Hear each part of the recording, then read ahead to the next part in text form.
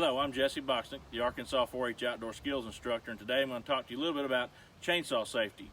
A lot of folks are getting out now and grooming their yards and cleaning up fence rows because it's nice outside, it's springtime, that's what we do, or due to the recent storms, your yard might look like this with down trees and limbs in it, and you're going to go out and buy a new chainsaw. First-time owners sometimes you might borrow one from a neighbor, or you already have one, and you're just going to go out and cut some trees. But a lot of folks kind of forget about PPEs, and right now everybody's familiar with PPEs being personal protective equipment due to the COVID virus.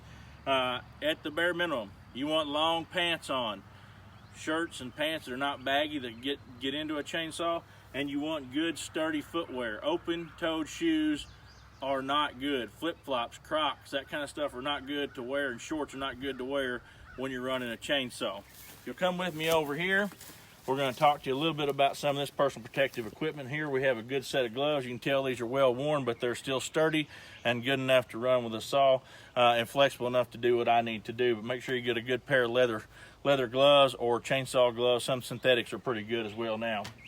You also want to make sure you get a good hard hat. When you're felling trees or getting around big brush, something to protect your head a little bit. Make sure it's not dry rotted or cracked. It's still a good piece of equipment. I also like to use this particular model because it has hearing protection on it as well. And you don't have to do this. You can use hearing protection just like you would if you were shooting a gun or doing other stuff around the house, whether it be weed eating or running heavy equipment. So you can use other hearing protection. This one also has a face mask. Kind of keeps it protected, keeps big chunks from flying up and hitting you in the face when you're running the chainsaw, whether it be shavings, limbs, or anything like that. Really protects your eyes and face. I also wear safety glasses even underneath this shield. These are Z87 rated glasses. As you remember, I don't know if you can see that or not, but the Z87 rating, just like they are with shooting sports glasses, they are impact rated. I'll put those on, drop my face shield, and I'm ready to go. Now, one of those other pieces of equipment that a lot of folks forget to use are your chainsaw chaps.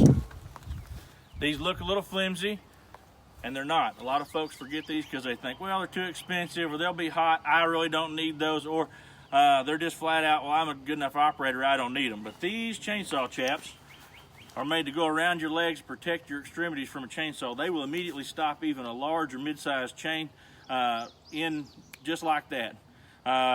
They're made to tie up and bind up that chainsaw and stop them, so they will completely protect you, or should protect you, from a chainsaw. They're really very inexpensive, and I can tell you from personal experience that you should wear these. Last spring, I was not wearing my chainsaw chaps. Slipped in the mud while clearing fence rows, and before I could get my finger off, and I really got it off the trigger, but cut myself right across the knee. And several stitches later, it doesn't matter how experienced you are or think you are with a chainsaw, accidents do happen. So it's always good to wear your personal protective equipment, from your gloves, your pants, your headgear, your face mask, and your ear protection, but also make sure you get these chainsaw chaps, protect yourself so you don't have those big medical bills or run up stitches, or even just embarrass yourself by cutting your pants. But if you need any more information about chainsaw safety, be sure and get a hold of your local county extension office and look up our fact sheet on uax.edu. Thank you.